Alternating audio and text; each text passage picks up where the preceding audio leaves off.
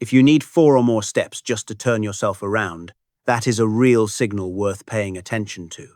But here is the surprising part. It is often not weakness causing that. It is your turning strategy. And that is actually good news because strategy can be retrained at any age. Today, I am going to show you a simple turning test you can do at home in under a minute. Explain what it actually means if you are taking those extra steps, and then teach you the single most important fix-first skill that makes turning safer right away. Stay with me, because this is one of the most overlooked balance issues in people over 60, and once you understand what is happening, you can start fixing it today. Before we dive in, I would love to know who is watching. Drop a comment with your age and where you are tuning in from. It helps me understand who I am speaking to. And honestly, I love seeing the range of people who care about staying steady and independent. Whether you are 62 or 92, whether you are watching for yourself or for someone you love, you are in the right place. Now, let me ask you something. When you think about balance problems, what comes to mind? Most people picture someone standing on one foot or walking a straight line. Those are valid tests, sure. But here is what gets overlooked constantly. Turning, pivoting, changing direction. This is where a huge number of stumbles and falls actually happen, and it is rarely discussed in the depth it deserves. Think about your typical day. You get up from the couch and turn toward the kitchen. You open the refrigerator, grab something, then pivot back toward the counter. You hear your name called from another room and you spin around to respond. You are carrying laundry down the hall and need to turn into a doorway. Every single one of those moments involves a turn, and every single one of those moments is a potential wobble point if your turning mechanics are off. So why does turning get harder after 60? This is where it gets interesting, and I want you to really understand this because it changes how you approach the problem. Turning is not primarily a strength issue. It is a coordination problem. When you turn, your eyes, your inner ear, your neck, your hips, and your feet all have to work together in a very specific sequence. Your eyes are supposed to lead. They find the target first. Then your head follows. Then your shoulders. Then your hips. And finally, your feet reposition to catch up with where your body is now facing. That is the natural sequence. Eyes lead. Everything else follows in a smooth cascade. But here is what happens as we get older. That sequence often gets disrupted. Sometimes the eyes do not lead anymore. Instead, the whole body tries to turn at once, like a stiff block rotating. When that happens, your brain loses its early warning system.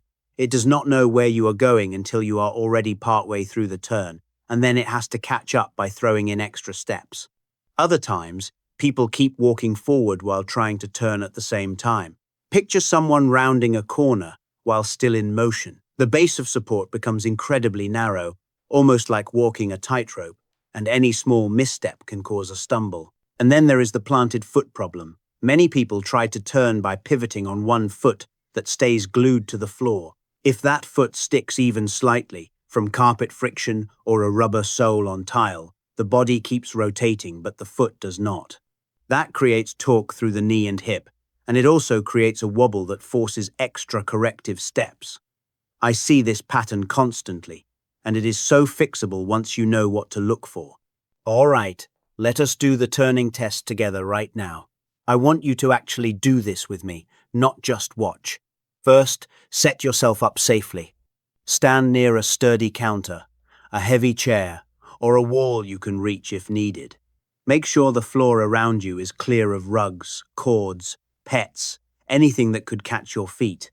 Good lighting matters too. If you have someone nearby who can spot you, even better. But this is a gentle test, not an athletic challenge. Stand tall with your feet about hip-width apart. Take a relaxed breath. Do not rush. Now, without using your hands for support, turn to face the opposite direction. Just turn around naturally, the way you would if someone behind you said your name. As you turn, count how many steps it takes to complete that 180 turn. Do not try to minimize the steps.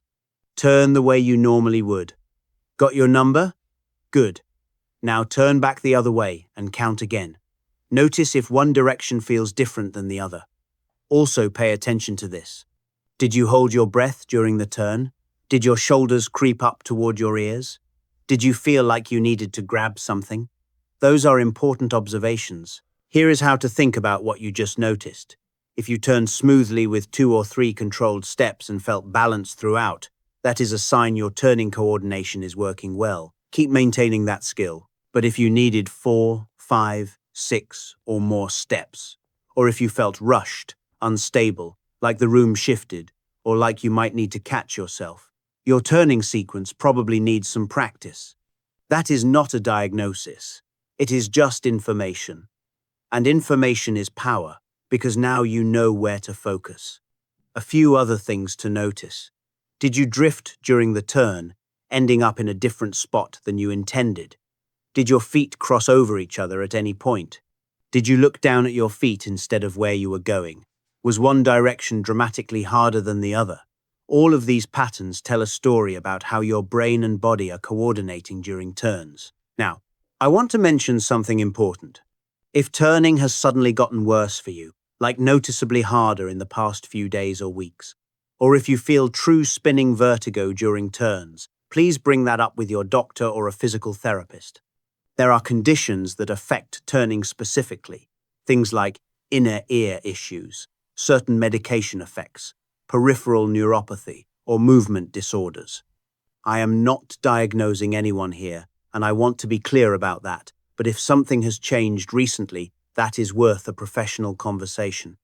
And of course, if you experience any red flag symptoms like sudden weakness on one side of your body, severe dizziness that will not stop, fainting, chest pain, a sudden severe headache, new confusion, or anything that looks like stroke symptoms, that is an emergency situation. Get medical help right away. Okay, let us talk about the fix.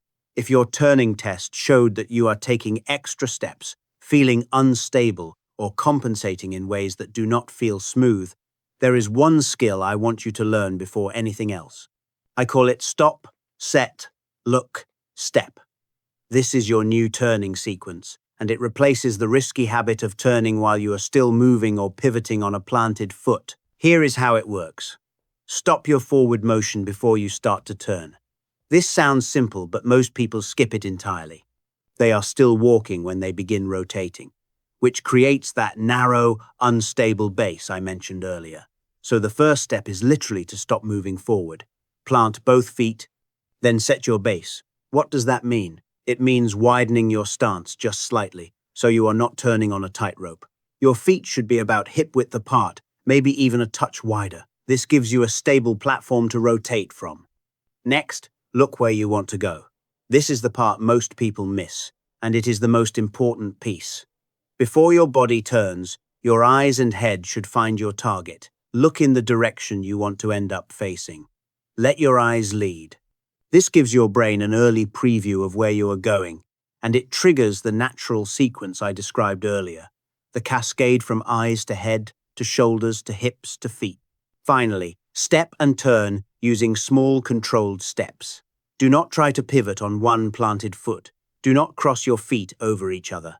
Just take small steps, repositioning your feet until they are facing the new direction, keeping your base under your center of gravity the whole time. If you want an easy memory phrase, here it is. Eyes first, feet second. Say it with me. Eyes first, feet second. When your eyes lead the turn, your body follows naturally. When your feet try to lead, everything gets out of sequence, and you end up throwing in extra steps to catch up. Let me give you a quick example of how this plays out in real life. You are in the kitchen, you just grabbed a pot from the cabinet, and now you need to turn toward the stove. Old habit might have you twisting your body while your feet stay planted, or turning while you are still in motion from walking to the cabinet. New habit looks like this. You stop. You set your feet a comfortable width apart. You look toward the stove. Then you take small steps to turn your whole body until you are facing it. Smooth, controlled, no wobble, no torque on the knee. No toe catch, because your feet are moving in small repositioning steps, not dragging or sticking. This same principle applies everywhere. Turning to go from the living room to the hallway.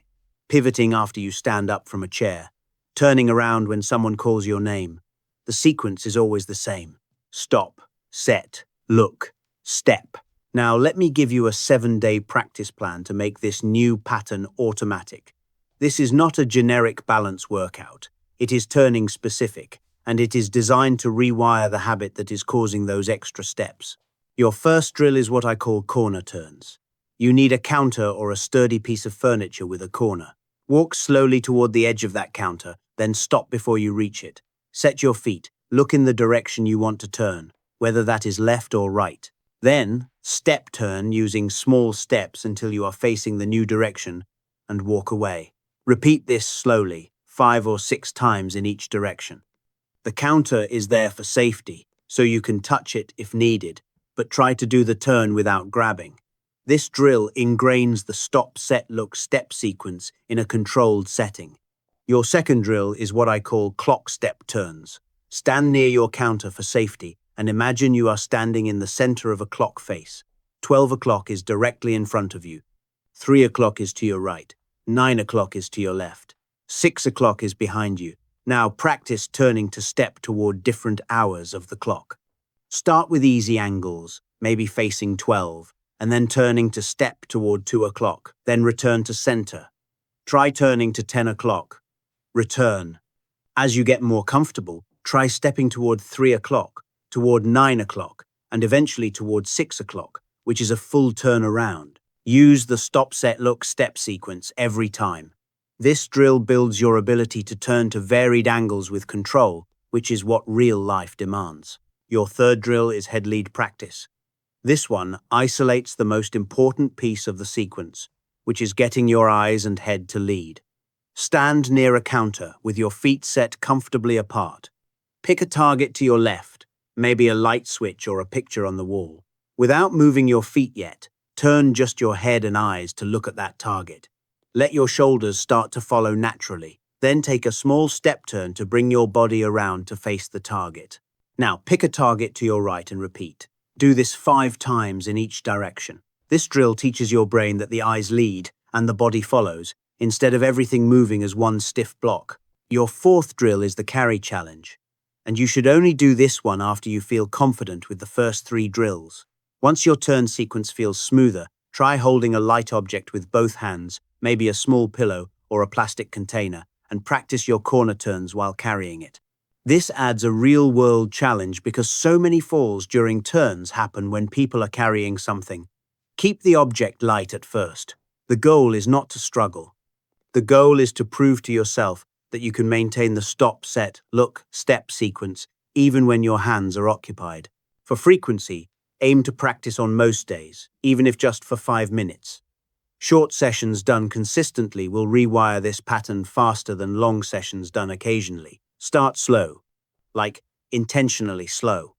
You are building a new motor habit, and rushing defeats the purpose. As the movement starts to feel more natural, you can let it become a bit smoother and quicker, but never rushed. Rushed turns are where accidents happen. Now let me talk about some common turning mistakes I see, and I want you to check yourself for these honestly, because they are sneaky habits that often go unnoticed. Turning while you are still walking is the biggest one. Your body is in forward motion and you start rotating at the same time.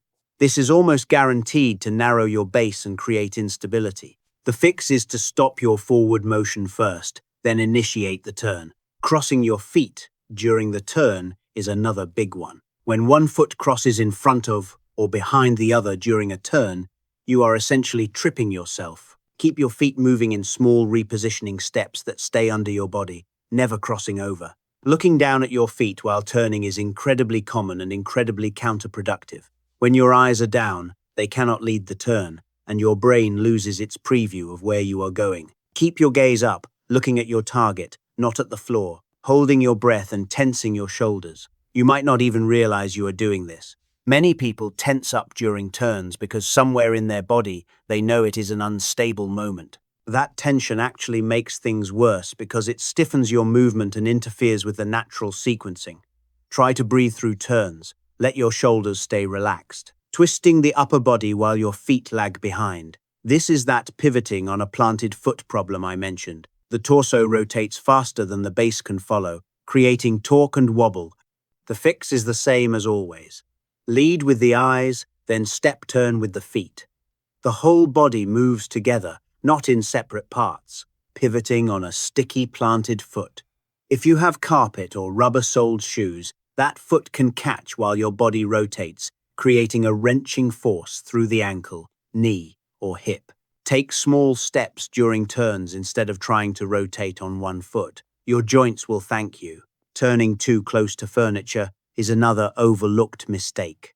If you are inches away from a chair or a counter when you turn, you have no recovery room if something goes wrong. Give yourself a little space when possible, so there is room to take a balance correction step if needed. And finally, carrying items that block your view of the floor. If you are holding a laundry basket or a box in front of your face, you cannot see obstacles on the ground, and you cannot see your footing. Try to carry items at waist level, or to the side when possible, or break the load into smaller trips. Let me ask you something here, and I genuinely want you to answer in the comments. Which direction is harder for you when you turn, left or right? Or maybe a better question is, where in your home do you feel most unsteady when turning? Is it in the kitchen, where you are pivoting between counter and stove? Is it in the bathroom, where spaces are tight and surfaces can be slippery? Is it right after you stand up from a chair or the couch, when you turn to walk somewhere? Think about that and let me know. Your answer might help you realize exactly where to focus your practice.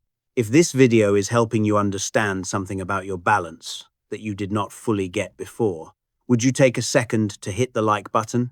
And if you are not subscribed yet, joining this channel means you will see more practical content like this, designed specifically to help you and other seniors stay steady and independent.